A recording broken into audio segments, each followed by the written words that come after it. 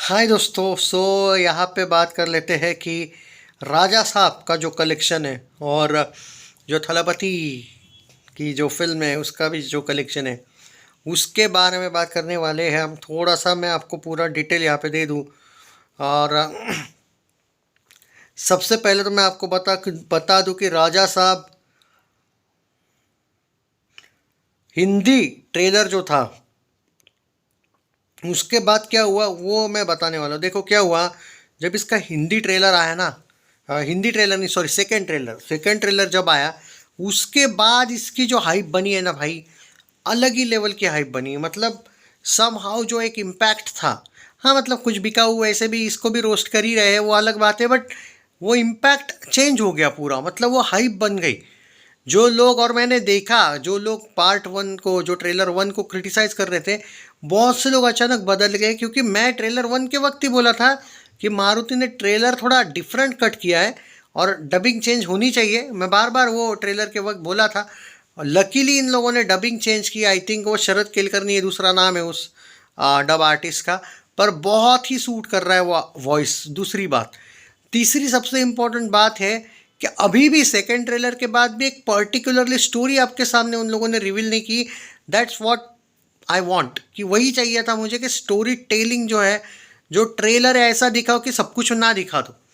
अब कुछ यहाँ पे ज्ञानी लोग ये बोल रहे कि भाई सब कुछ दिखा दिया, नहीं दिखा दिया भाई। अगर सब कुछ दिखा दिया तो चौक मत जाना, क्योंकि बहुत सी ऐसी चीज़ें हैं जो बहुत आधी अधूरी दिखाई है। एंड जब इसका ये आया था सबसे पहला, जो मैंने सुना था एक, सब पहली बार लाइफ में प्रभास शायद ट्रिपल रोल, ऐसी एक न्यूज़ आई थी एक टाइम पे, प्ले करने वाले हैं। तो भाई बहुत सी चीज़ें हैं जो नहीं दिखाई गई है। एंड यही चाहिए था कि ट्रेलर सब कुछ ना दिखाए। और ट्रेलर वन तो बहुत ही अलग टाइप का कट किया हुआ था, उसमें कुछ अलग ही दिखाने की कोशिश की थी। लेकिन ट्रेलर टू एक, और ट्रेलर वन में ना जो डायलॉग्स थे वो थोड़े बहुत फनी करने की कोशिश की गई थी वो, लेकिन उतने नहीं भी थे। लेकिन ट्रेलर टू की वजह से जो हाइप बनी है ना भाई, उसका बहुत असर हुआ है भाई। एक तरीके से ओवरसीज़ का जो एडवांस बुकिंग 20 करोड़ प्लस हुआ है, which is outstanding advance booking. जो अपडेट यहाँ पे देखने को मिल रहा है वो एडवांस बुकिंग कितने दिन का है वो नहीं बता सकता मैं, कि पहले दिन का है या पहले 3-4 दिन का है। इवन अगर थलापति विजय की बात करें, उसका एडवांस बुकिंग थोड़ा लेट शुरू हुआ है उसकी फिल्म का, और उसका भी advance booking almost 15 crore plus का अपडेट दिखा रहा है, ऑलमोस्ट 17 से 18 करोड़ का। मतलब वो भी बम्पर स्टार्ट लेने वाली है ओवरसीज़ में। उसमें कोई शक नहीं कि ये दोनों फिल्में ओवरसीज़ में खतरनाक काम करेगी।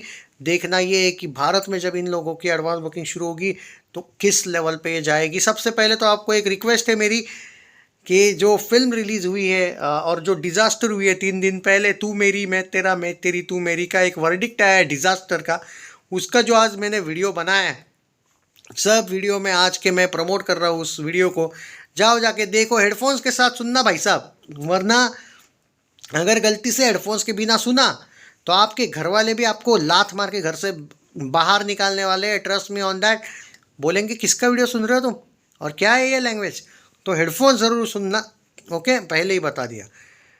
ज़रूर देखना, लेकिन you will love that entertainment भाई, मज़ा आ जाएगा आपको। हाँ, अब आते हैं इस वीडियो पे, इस पे कि देखो भाई, राजा साहब को लेके जो बहुत से ऐसे क्रिटिक्स वगैरह थे, और मैं आपको बता दे रहा हूँ ना, बॉलीवुड की जो मीडिया है इसको ऑलरेडी पैसा खिला या जा चुका है राजा साहब की बुराई करने का। मैं पहले ही बता रहा हूँ। मैं प्रभास के फैंस को यहाँ पे कहना चाहता हूँ, इस वीडियो को जितना हो सके शेयर करो।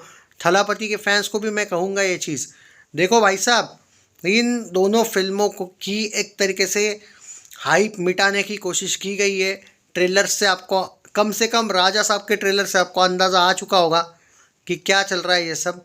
उसके पीछे कोई आश्चर्य की बात नहीं, मैं पहले से ही बोलते आया हूँ। इन लोगों का ये प्लान है कुछ भी करके राजा साहब चलनी नहीं चाहिए। तो भाई ये आप लोगों को है आपकी कैसे फिल्म को बचाना है या कैसे फिल्म को ब्लॉकबस्टर करवाना है। आई एग्री, सलार के वक्त भी इन लोगों ने निगेटिविटी की थी, सलार क्लैश जीती थी, और ऐसे नहीं जीती थी, बहुत बड़े मार्जिन से 200-300 करोड़ के मार्जिन से जीती थी। तगड़ा वाला पेली थी और सुपर हिट भी वर्डिक्ट ली थी। क्लैश ना होती तो 1000 करोड़ प्लस जाने वाली थी वर्ल्ड वाइड में। With clash 700 750 crore, with less screen जाना हलवा नहीं था। तो भाई स्टारडम तो बोलता है प्रभास का, इसमें कोई शक नहीं। कल की ऑल टाइम ब्लॉकबस्टर थी, सलार सुपर हिट थी, और यहाँ पे राजा साहब है, ये लोग दिल से चाहते हैं कि वो ना चले। क्या आप लोगों को अब ये फेक नैरेटिव से बचना है भाई साहब, ओके।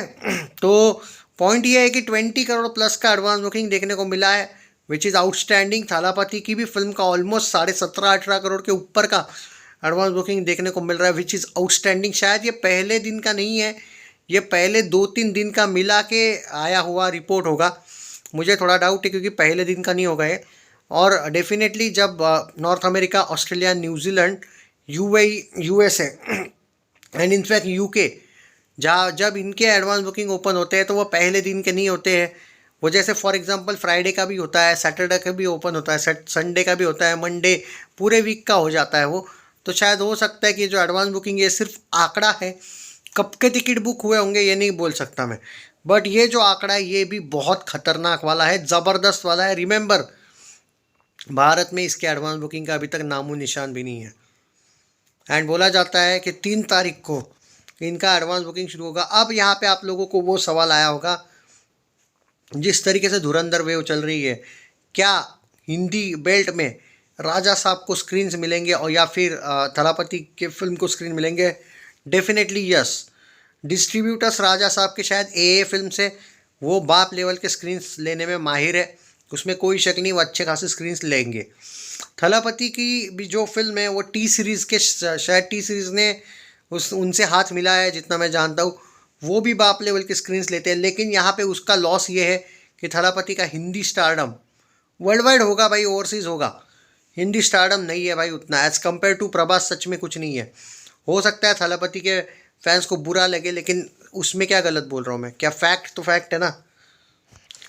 हाँ तो दोस्तों, मेरा सिर्फ यही कहना है कि जो थलापति विजय की फिल्म है वो एक लास्ट फिल्म है। उसने बोल दिया है कि भाई मैं राजनीति के लिए अब छोड़ चुका हूँ, ये मेरी लास्ट फिल्म है। 33 ईयर शायद थलापति विजय ने तमिल फिल्म इंडस्ट्री में राज किया है। डेफिनेटली ये इमोशनल हो सकता है भाई, farewell for his fans, but मेरा वो सवाल बाद में हम उस पर बात करेंगे कि क्या राजनीति में अगर वो उसको जो रिस्पेक्ट जो चाहिए या जो भी वो सीएम वगैरह बनना चाहता है, अगर वो नहीं होता है तो क्या वापसी करेगा? बहुत से लोग पूछ रहे हैं, भाई उसके एटीट्यूड से लग नहीं रहा है कि वो वापसी करेगा। So you have to admit that, या फिर एक्सेप्ट करनी पड़ेगी ये कड़वी फैक्ट कि ये उसकी लास्ट फिल्म है। बट प्रभास का जो स्टारडम है भाई वो बाप लेवल का है, इसमें कोई शक नहीं है। ये क्लैश हिंदी बेल्ट में प्रभास को बहुत आगे लेके जाएगा।